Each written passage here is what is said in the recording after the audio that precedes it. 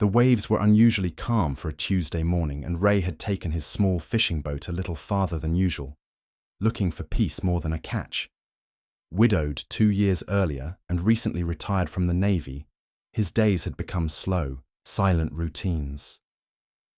That morning, as he reeled in his second empty line, something strange caught his eye. A shape moving in the water, too big for a seal, too smooth for a dolphin. He squinted against the sun, heart skipping a beat, when the creature began swimming directly toward his boat. At first he thought it was a trick of the light, some piece of floating debris or a confused animal. But as it got closer, the golden form became unmistakably clear. It was a lioness, her head just above the surface, eyes wide with exhaustion and desperation. Salt water streamed from her muzzle, and her movements were sluggish, deliberate, but filled with purpose. Ray's body locked up, a lioness, in the open ocean, swimming to him. His instincts screamed to start the engine, to put distance between himself and the wild animal. But something in her eyes kept him frozen in place. Not aggression, not fear, but something hauntingly, close to pleading. She was barely keeping her head above water now, paws slapping weakly against the waves. It wasn't natural. It wasn't even possible, and yet she kept swimming toward him like he was her only hope. Ray grabbed his radio, but the static reminded him it hadn't worked properly in months. No cell signal either, not this far out. Just him, a 30-year-old fishing boat, and a drowning apex predator making direct eye contact. As the lioness reached the hull, she didn't growl or roar. She simply placed one massive paw on the side of the boat and held it there. Ray's breath caught in his throat. This animal wasn't hunting, she was asking. He moved slowly, unsure of what to do, his training offering no guidance for ocean rescue of terrestrial predators. The lioness tried to pull herself up, her claws scraping the fiberglass with a sound that made him flinch. Her body was trembling violently now, soaked and heavy, muscles failing. Ray knew that if he did nothing, she would slip beneath the surface and disappear, and somehow, the thought of that felt unbearable. With trembling hands, he tossed a rope, ladder over the side, unsure if she'd even understand. But she looked at it, then at him, and tried again, this time using her shoulders, her whole frame. The ladder shifted, the boat rocked hard, and Ray held his breath as she climbed onto the back deck, like some mythic creature pulled from a dream. She collapsed immediately, panting, salt-crusted fur steaming in the morning sun. Ray stood motionless, too stunned to move, too afraid to even blink. The lioness lay still, her chest rising and falling rapidly, ribs visible through her drenched coat. Blood stained the fur on one leg, but he couldn't tell where it came from. He backed away slowly, grabbing an old towel, some water, anything he thought might help, still half expecting her to lunge. But she didn't. She just lay there, completely spent. He thought of his wife, of the stories she used to write about impossible animals and unlikely friendships. She would have known what to do. She would have already named the lioness. Ray knelt a few feet away and slid the bowl of water forward. The lioness sniffed it, then began to lap at it desperately, spilling half across the deck.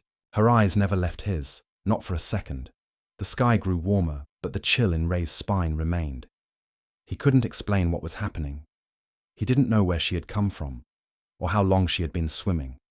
All he knew was that this moment, this impossible, fragile moment, was real.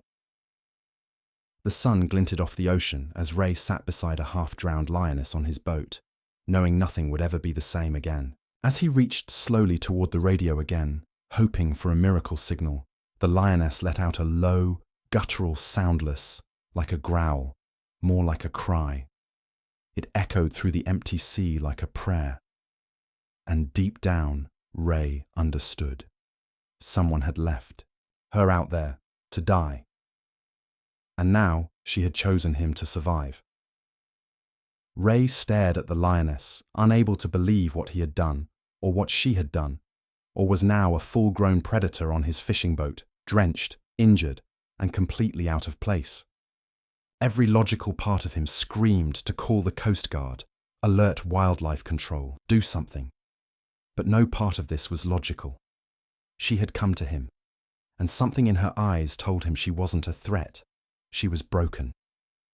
He approached cautiously, holding a bucket of fresh water, pouring it slowly near her mouth as she lay still, sides heaving. Her eyes flicked open, but didn't show fear or anger, only exhaustion, and something that looked eerily like trust. Ray had spent most of his life reading threats, recognizing danger long before it arrived. This wasn't that. This was a creature at the end of her strength, barely holding on. He noticed the wound now deep, raw, just above her front leg, possibly from a harpoon or some kind of man-made weapon. His heart sank. She hadn't been lost accidentally. Someone had done this. Someone had brought a lioness out into the ocean and abandoned her, wounded, to drown. It was beyond cruelty. It was evil, and now somehow she was his responsibility. Ray opened the storage compartment and found a roll of gauze, part of a forgotten first aid kit. With careful hands, he approached, letting her smell him again. She didn't move. He pressed the gauze gently to the wound, wincing at her flinch, but she didn't strike. She simply endured it. Ray had seen this look before in wounded soldiers, in grieving widows. It was the look of something that had already survived more than it should have. He realized he had a choice. He could head back to the marina, call the authorities, and hand her over, likely to be tranquilized, caged, maybe euthanized. Or he could wait, try to stabilize her, trust the instincts that had kept him alive through wars, storms, and the loss of the only person he ever loved. He looked at the lioness again. She didn't need a cage, she needed a chance. The radio crackled briefly, one of those frustrating blips that promised signal but gave no help. Ray sighed, slumped in his chair, and glanced over at her again. She had shifted slightly, her body curled tighter, tail twitching faintly. It was surreal to see such power folded into such vulnerability. He muttered under his breath, "You and me, both, huh?" It was the first time he'd spoken out loud to anyone in days. By late afternoon, the wind picked up, and he knew he had to make a decision before the weather turned. The marina was too far away now. He changed course toward a private inlet, an old Navy supply dock no longer in use. He'd anchor there, out of sight, and wait. As he turned the wheel, the lioness stirred, but didn't resist. She watched him, her golden eyes tracking every movement. Somehow she understood he wasn't running. From her, he was trying to protect her. As the boat creaked toward the coast, Ray thought about what he would say if someone found them. She was drowning. What was I supposed to do to let her die? He already knew they wouldn't understand. Most people wouldn't believe him, a lioness alone in the ocean, who would accept that story without calling him delusional. But it didn't matter. She was real. Her pain was real, and now her survival depended on him. He finally dropped anchor just before sunset, tucked behind a cluster of rocky outcrops that shielded them from view. The lioness hadn't moved much, though. Her breathing had slowed to something more steady. Ray laid out an old tarp, more water, and the rest of his bait fish in case she was hungry. He kept his distance, but not out of fear, out of respect. She hadn't chosen this life, but she'd chosen him, and he wasn't about to walk away. As darkness fell and the stars emerged one by one above the still ocean, Ray sat beside the open hatch, watching her chest rise and fall. For a moment, he felt like he wasn't alone out there. Not really. There was something ancient, almost sacred, about her presence. He wasn't just keeping a wild animal alive. He was standing between cruelty and mercy, between abandonment and one last chance. And he had already made his decision. The next morning, Ray woke to a sound he couldn't quite place: deep, rhythmic breathing, just a few feet from where he slept on the boat deck. The lioness had moved during the night, crawling from her corner, to lie near him, her head resting against the bench where he'd sat for hours. It wasn't threatening. It was something closer to trust. He didn't move right away. He didn't want to break the moment. The wound looked cleaner now, not healed, not even close, but no longer weeping blood. She had eaten 2 of the fish he'd left near her and lapped up the rest of the water. Ray crouched beside her and checked the bandages, changing them slowly, gently. She let him. No snarling, no protest, just that same calm, steady gaze. For the first time, Ray whispered, "You're not just surviving now, you're fighting." And she was. Later, that day, a small drone buzzed overhead, likely from a nearby yacht or a beach patrol. Ray cursed under his breath and pulled a tarp over the Lioness, hoping the footage wouldn't reveal much. He knew it was only a matter of time before someone started asking questions. You can't hide a lion forever, even out here. But the thought of her being taken, caged or worse, it lit a fire in his chest he hadn't felt in years. Ray called an old Navy buddy that night, one who owed him a favor and ran security for a private wildlife refuge up the coast. He didn't explain much, just said he had an animal in trouble and no time to lose. There was silence on the line before the man said, "Bring her. I won't ask anything until you get here." Ray ended the call with shaking hands, knowing the risk, but also knowing it was the only shot they had. The next morning, he rigged a shaded section of the boat with towels and a makeshift sling, so she wouldn't slide or fall during the trip. The Lioness, surprisingly, climbed in on her own with one weak push of her body. She was adapting, she wanted to live. Ray turned the key, the old motor roared to life, and they began moving north, the coast unfolding slowly beside them like a promise.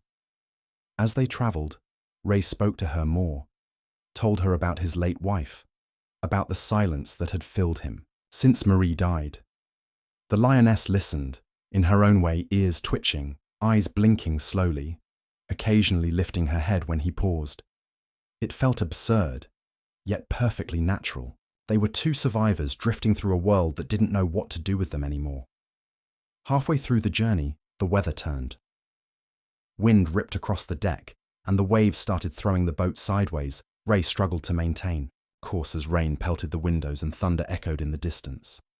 He glanced back constantly, checking on her, terrified she'd panic or injure herself. But she stayed low, still, focused, like she trusted him to get them through. That trust was the anchor that kept him going. They reached the hidden dock just before dusk, soaked and exhausted. Ray's friend was already waiting, eyes widening, when he saw what climbed slowly out of the boat, limping but standing on her own. "Jesus, Ray," he whispered, stunned. Ray just nodded, too tired to explain. Together, they led the Lioness through a narrow trail to a hidden enclosure, huge, quiet, full of trees and fresh water. A sanctuary. Finally, as she entered the open gate, the Lioness stopped beside Ray. She looked at him, really looked, and for a second he saw something ancient in her eyes. Not gratitude, something deeper, recognition. She stepped forward, paused, then turned her head one last time, like a goodbye. Then she walked into the trees, disappearing into the soft shadows, swallowed by freedom. Ray didn't speak for a while. He just stood there, staring at the spot where she vanished.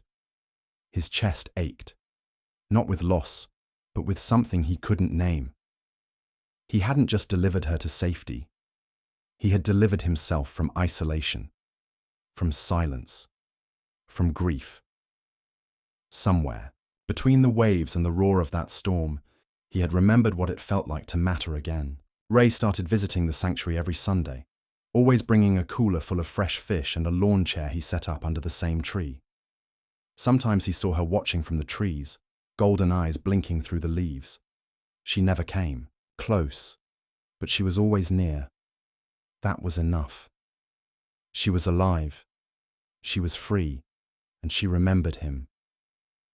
The staff had named her Mara, after a Swahili word meaning bitter, though Ray thought it didn't suit her anymore.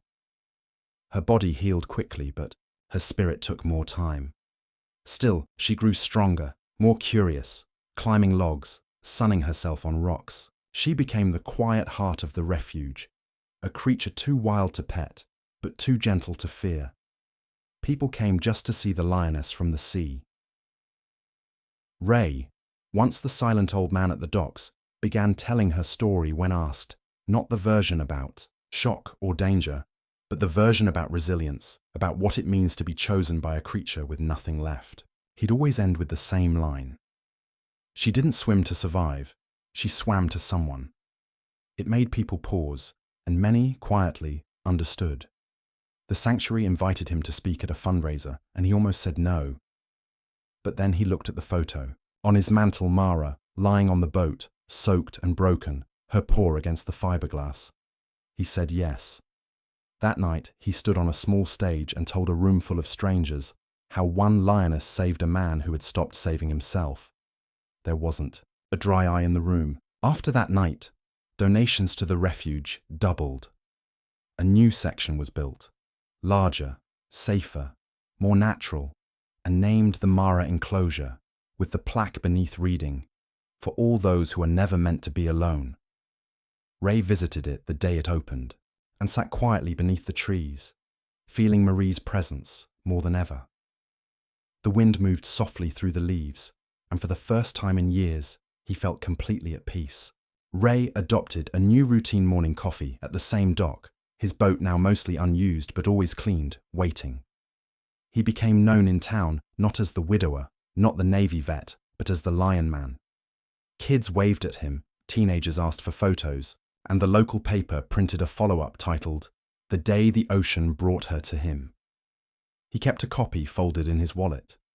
Every now and then, a new rescue would arrive at the sanctuary, injured, frightened, lost. Ray always volunteered to be the first, to sit quietly nearby, not saying anything, just offering presence. Animals, like people, didn't always need fixing. Sometimes they just needed someone willing to stay when it got dark, and that was something Ray had learned to do. One evening, as the sun bled into the horizon, Mara approached him for the first time in months. No barrier, no food, just her and him in the quiet. She sat beside him, their shoulders nearly touching, and let out a soft rumbling sound, not a growl, not a warning, something closer to a sigh. Ray didn't move. He just looked at her and whispered, "I missed you too." He didn't just save a lioness from the ocean. He saved the part of himself that still believed in connection, in instinct, in something bigger than pain. The sea had taken so much from him, but that day it gave something back, something wild, wounded and real. And for the rest of his life, Ray would remember that moment as the day he started living again.